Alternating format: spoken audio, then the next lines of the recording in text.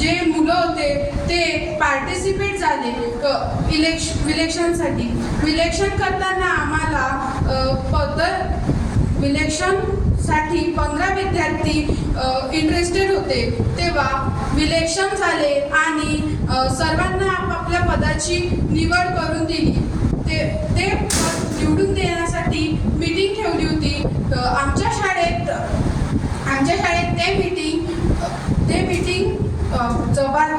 ते मीटिंग होती. त्या मीटिंगमध्ये आपापले कामं सोपवून दिले होते. मग आम्ही आमचा अनुभव ग्रामपंचायतमध्ये म्हणजे आमचं इंट्रोडक्शन ग्रामपंचायतमध्ये सांगायला गेलो होतो. तिथे त्यांनी आपले इंट्रोडक्शन दिले आणि आम्ही त्यांना आपले इंट्रोडक्शन सांगितले की अध्यक्ष कसं असते, उपाध्यक्ष असं बालपंचायतमध्ये अध्यक्ष, उपाध्यक्ष आणि शिक्षण मंत्री हे कोणते काम करते हे सर्व आम्ही तिथे सांगितलं आणि त्यांनी पण आम्हाला सांगितलं. धन्यवाद.